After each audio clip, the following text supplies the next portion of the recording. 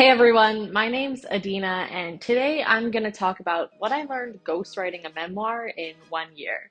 This is episode 1 of a series. Together, we're going to talk about how I got the gig, what it was like going through the process, writing a query letter, and what happened after that. For a little bit of context, I've been reading and writing forever. This opportunity came my way because a connection of mine sent me a message on LinkedIn. He said, "Hey Adina, I see you're a writer. Have you ever done any ghostwriting?" And I thought he just wanted me to write for his blog or, his work. So I was like, yeah, let's talk about it. And I set up a call. On the call, he told me that he had this life story that he wanted to share with the world, but he didn't really have the writing chops to do it. And that's where I was going to come in the picture. He's like, "Have you done this before?" And I was like, I'm going to do this regardless of whether I've done it before, because it felt like the biggest opportunity for me of my life and almost like the most important project. I didn't know how to start. I just said yes. It was an obvious yes, but I didn't know how to start. That night, I went to my favorite bookstore. It's called Seekers in the Annex in Toronto, and I picked up a bunch of different memoirs and a bunch of different writing books. I got Tara Westover's Educated, Hillbilly Elegy, and a bunch of other stuff that honestly I never ended up reading. But I was so excited, I felt like the first place I had to start was with best-selling memoirs. But then I was like, okay, what now? So I set up my first official work meeting with my client. After doing some research, I figured out that the most important thing when going into a memoir writing process is understanding your why. Why did my client want to write this book? Why did he want to write it now? Why was I getting involved? Together we sat down and basically came up with a mission statement for the goal of our book. Ultimately, that why became our anchor throughout the process, and every time we felt unsure or a little demotivated, we'd go back to it. So lesson number 1 is always start with the why. So now we had our why, but we still had a whole story ahead of us without really knowing what to do. My client was pretty prepared with what he wanted to talk about. So he gave me probably in like 45 minutes just a rundown of his life. And while he was talking, I was typing. In my head, I was kind of making sections as we go. Okay, early childhood, adolescence, early adulthood, kind of that climactic moment, and what happened afterwards. That became a skeleton for the book, which later got chunked out into chapters. Again, that was kind of essential for my writing process because when I didn't know where to start, I'd just open up that skeleton, choose an image or a story that I liked, and begin writing from there. Lesson number 2, make a skeleton.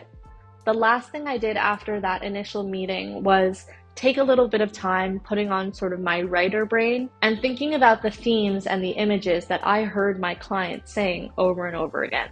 Masculinity, drug abuse, gangs, crime. These were the kinds of things that kept coming up in his story, and I knew that those were the kinds of images and themes that would be essential in making a coherent and logical story. So I made a list of images and themes as well. Eventually, I came up with this massive document where I had my client's family tree, I had the skeleton in front of me in chronological order, and a bunch of color-coded images and themes throughout, and it felt like a strong point to start. A couple learnings from dipping my toes into this ghostwriting experience. First, dreams really do come true. It sounds kind of cliche, but this felt like the biggest opportunity for me and something that I was going to take very, very seriously. And it just came my way. Yes, I had been writing and that got me to the point where he recognized me as a writer, but never would I have thought a client would just come to me and ask me to write their book. That was huge. Another thing is, despite the fear that I felt in telling someone else's story, the passion that I had for this project and the pure interest I had in getting it right really led to this drive for me to work. So I came up with this equation: fear plus passion equals drive. Ultimately, that took me the whole way through the year. I'll talk about this more in our upcoming episode, but I know I just said I kind of started writing and took it from there. I'm pretty sure we all know the feeling of opening up a Google Doc with like that blinking cursor and you're like, what do I do now? Because I had that excitement going into the process, what I did was I chose a scene that kind of stuck in my mind with me. So for example, my client told me about working at Burger King one summer as a teenager. And I kind of liked that image of him sort of flipping burgers in the back, lots of grease and oil, a lot of heat, early in the morning, taking a bus an hour and a half to get to work. And I was like, okay, let me start here just because I like it. Doesn't matter if this is going to make it into the final edit. This is a scene that I want to write anyway. And that catapulted me into being able to just keep writing. So for anyone who feels like, I don't know where to start with something you like and let it take you from there. Remember, it's a rough draft, and I don't even know if that scene really made it into the final edit, but it doesn't matter because it let me start. The last thing I'll say is that my client had a really clear vision of what he wanted, and what really helped us stay true to his message was creating those initial documents, like the skeleton and the why and the family tree. I highly recommend starting from there, especially if you're working with someone who is a little unsure about what they want. Having that visual in front of me really let me sort of weave the story together in what felt like a really natural way. That's it for this episode. What's coming up next is what happens when you get a little uninspired, how you write when you feel like you can't, and how you immerse yourself into the world of someone who you really don't know.